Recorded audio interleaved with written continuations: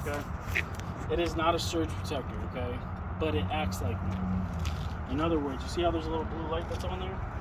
That little blue light just means that we're hooking up to clean power. If it's anything low voltage or high voltage, it will show up red. So when you're at a campground or when you're ready to plug in, before you plug into the coach, the first thing you want to do is plug into the pedestal. Trip up the breaker and look at what color that's thrown at you. If it's blue, it's safe to plug in. If it's red, do not plug it.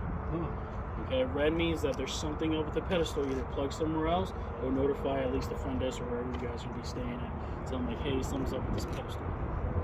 Okay, that's just kind of warning. It can still happen later on after being plugged in. That's why it's always recommended to get a surge protector. If you guys don't already have one, it's highly recommended to get one, okay?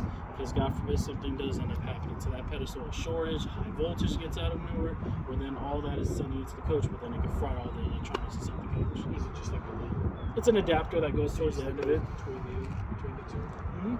Typically, a lot of guests will get like either like a wiring cable or like a chain device, and they kind of link up this cord with that, so nobody walks away with it either.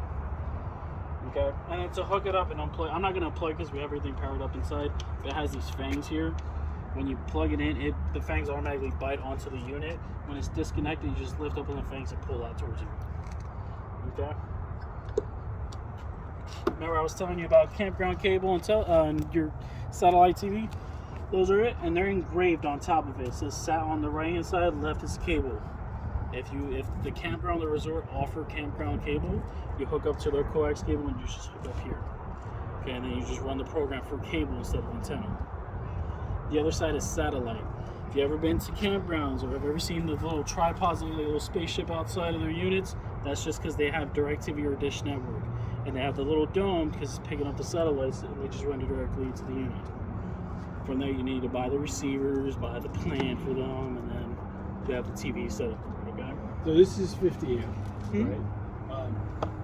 What's 30 amp? You would get either AC or microwave kind of thing. Yeah. So 50 amps, you run everything.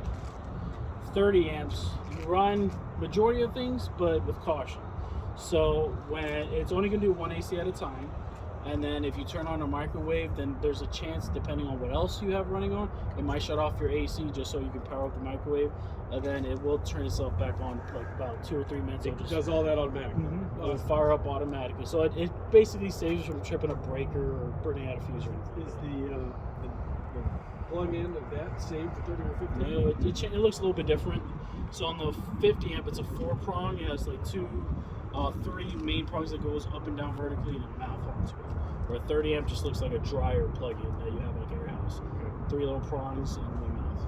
And then you have to also get an adapter, so you can use this same cable, just adapter to drop down if you need to get to a 50. If that's the only thing that you have available. What if all you get's 110? You need to get another adapter that goes from 50 to 110. You'll still get the blue light, even at the 110. It means the circuit's good, but you're only getting... Exactly. Typically, when you drop down that far down, it won't even let you run any of the ACs. Your microwave probably won't work on it. It's more like your lights to charge the batteries, minor stuff.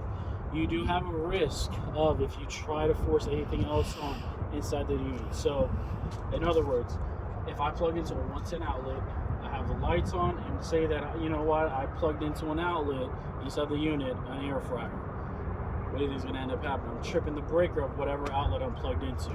So if you plug that 110 into your house, you're going to probably have to go into your panel box of your house and see whichever outlet that you just tripped. Just re-trip, okay? So just keep that in mind. When you plug into a 110, don't try to plug anything or turn anything on here. It's mostly just meant for charging. You could have your lights in your refrigerator because that's all 12 volt. But anything additional from that, you have risk of tripping the breaker in your house. So it's smart enough to know for the internal its own devices, right? Exactly. Anything you add onto it, it doesn't know. Okay? Outside shower, same exact key.